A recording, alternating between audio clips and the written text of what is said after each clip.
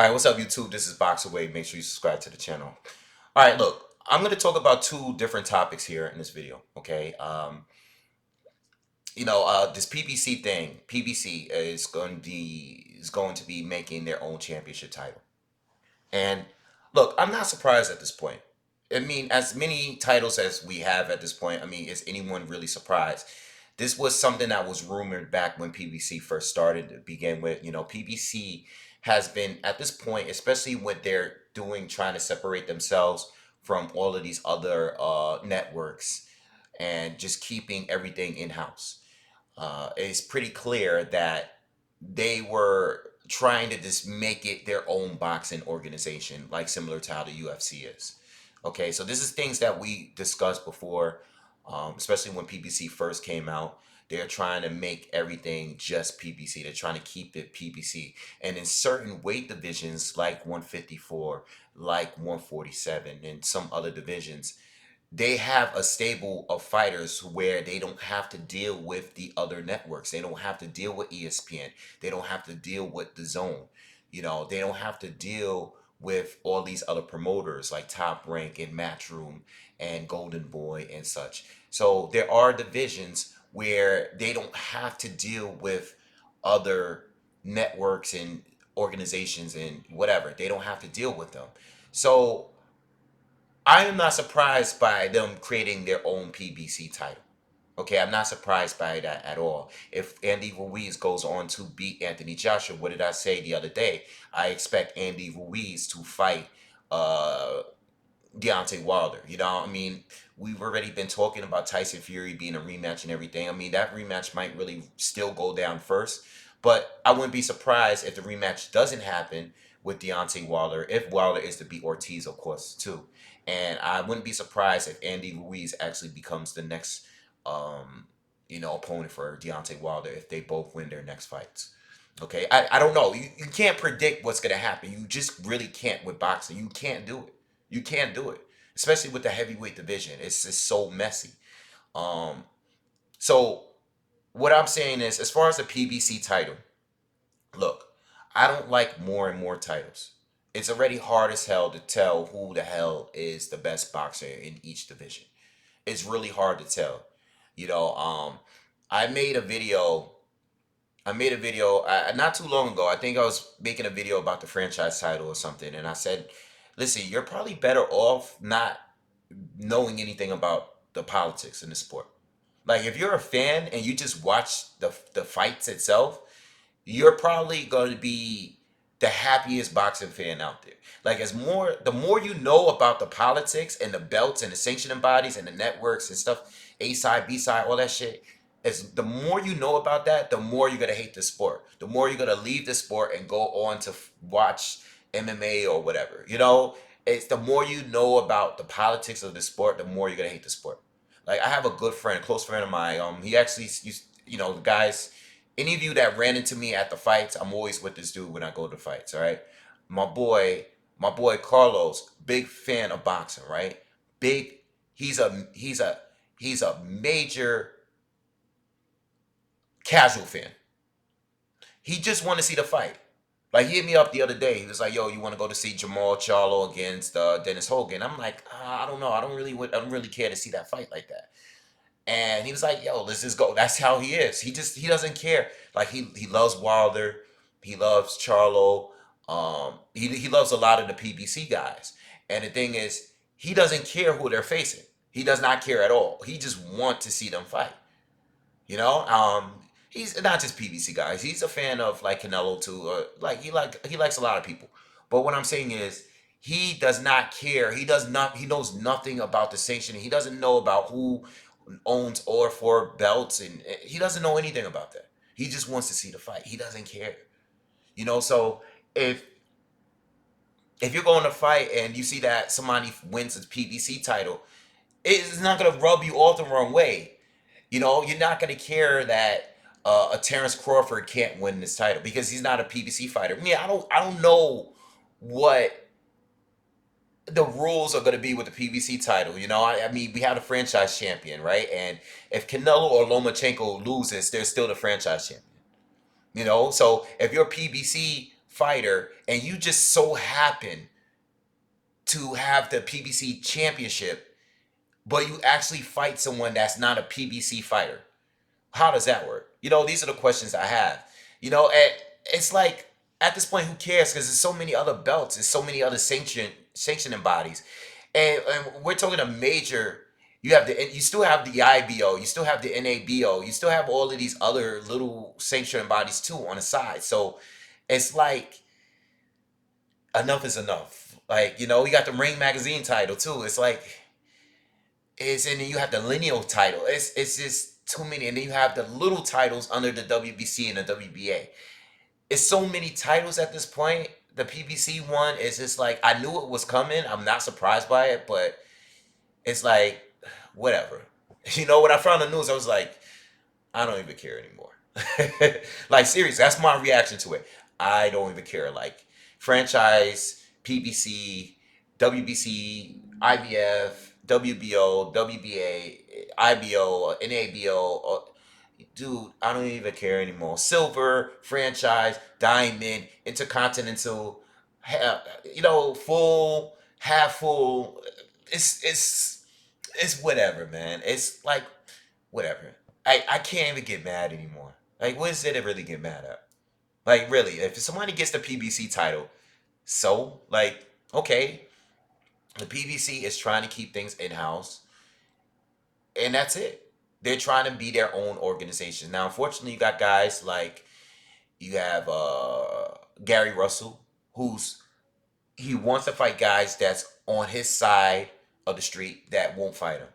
And then you got guys like Jamal Charlo, who has, unfortunately, the guys in the middleweight division are on the zone.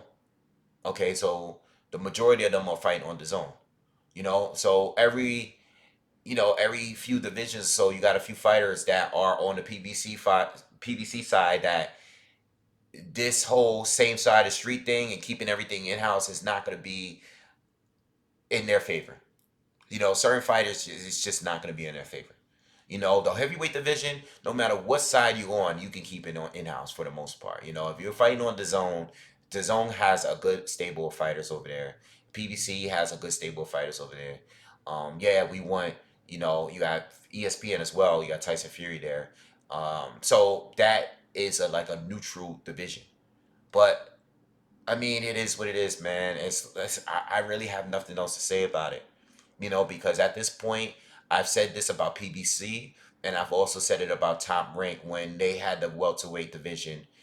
They had the biggest things when they had Marquez, Pacquiao, Bradley. You know, um, guys like Keith Thurman, Sean Porter. These guys were on the come up, and Pacquiao, Bradley, Marquez weren't fighting those guys. They weren't fighting them. So, you know, the PBC guys, and unfortunately Floyd called the shots. So, I mean, he was the PBC Showtime fighter that was there, but Floyd is a guy that he picks you. He doesn't care about titles and stuff like that. No, he picks who he wants to fight because he's the cash cow. That's gonna be your biggest payday. So I don't really have much to say about it. I mean, if there's gonna be a PBC champ, I guess for the PBC end, that's good because if you're in a division like the welterweight division or the junior middleweight division, that's good because you have the majority of all the good fighters there. Except maybe one or two. Like especially with the junior middleweight division. I mean, everybody's over there except Jaime Mangia, and no one really cares about him. Golden Boy's not even trying to make an effort to make a fight with him or a unification match. They're not even trying to make that happen. They're just trying to build this guy to being a star down the line. They're not even trying to make him unify with anyone. So it is what it is. All right, so the PBC is going to do a PBC champ thing, and yeah, I knew it was coming, and it's here now. All right, and that's that. As far as Luis Ortiz calling Wilder the fighter of the decade, I mean, look, so what? So what? I mean, Ortiz lost to Deontay Wilder. These guys are on the same side as far as business is concerned. They're on the same side of the street. and Ortiz lost to Wilder. Or Wilder's the only one that beat him. So if anything, he's gonna put Wilder over Fury or Klitschko or Joshua or whatever. It really doesn't mean anything. That's him, and that's him. That's his opinion, and that's his opinion only. If you disagree with that, then that's fair. You know, if you agree with it, then that's fair too. That's on you. I mean, I look at it like this, man. Klitschko had his run, obviously, in the earlier years of this decade. All right, when he lost to Fury, Fury became the guy. But what did Fury do after that? He beat Klitschko, and what did he do? He retired. He retired. And since then, he came back and did nothing outside of fighting Wilder. He's done nothing but cherry pick. The first couple of fights, it made sense because he was on his way back. He was losing, cutting weight. He was getting back in the rhythm and things. He didn't fight for a couple of years, so I understood that. But he fought Wilder, fought to a draw, and he went and fought two other cherry picks.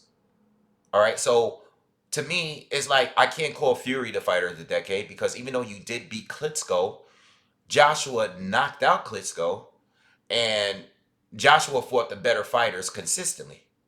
So I can't call Fury it because even though he beat Klitschko, he didn't beat Wilder officially.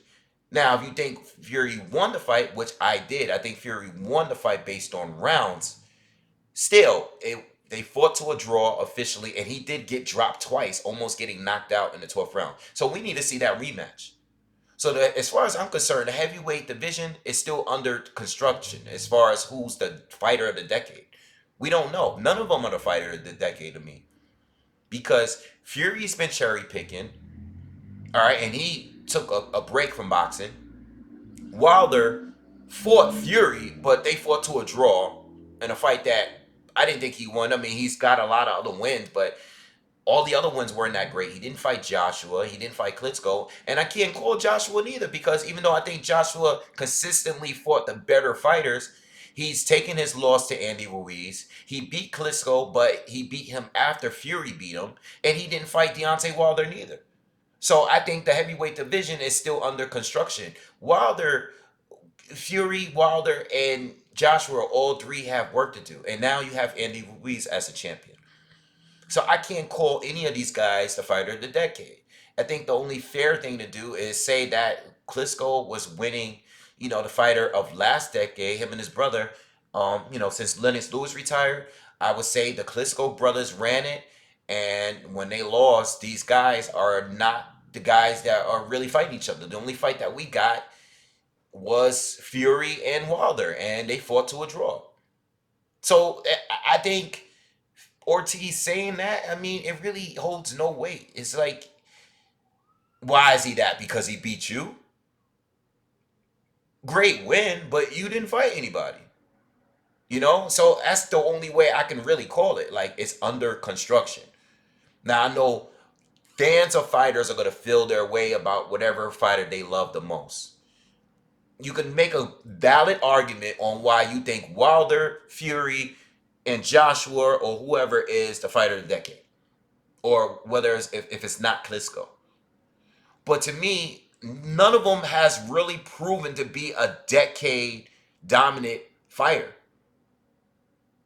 Hey, Joshua hasn't even been around that long. Fury has been on, inactive, and he doesn't have the best resume neither. Let's not kid ourselves. And Wilder doesn't have the best resume neither. He's knocked down a lot of fighters, and he's definitely been fighting for a long time. But he slowly got hit to those 40 fights. He didn't fight the very best. Okay, so I think now the three of them have been fighting. Well, like I said, they're not consistent. I don't know. I don't want to keep repeating myself. Listen, it's under construction, and it's too hard to call. And I'm going to just leave it at that. All right, Ortiz said what he said. It's nothing wrong with fighters pumping fighters. Everybody does it all the time. Everybody does it. Fighters, networks, organizations, they're always going to pump fighters. And boxers going to pump the fighters that beat them or they feel away, just like Floyd. Floyd beat Canelo. So anytime Canelo fights anyone, or he's gonna give the utmost respect to Canelo. You know why? Because that's a guy that is viewed to be the pound for pound best, and Floyd knows in his mind. I mean, Floyd actually beat him. You know what I'm saying? It's just when a fighter gives these kind of opinions about fighters they actually face, sometimes you got to look at it as some kind of bias is involved with that, because they either won or lost against a fighter. So they want to always pump up the guy they lost to, and they're going to always pump up the guy they beat. All right. And that's it, man. It's just it's just one boxer's opinion. It's really not that serious. Still under construction, in my opinion. All right. So, anyway, I'm going to leave it at that, man. I'm done with videos for today. I'll see you guys on the next one. Peace.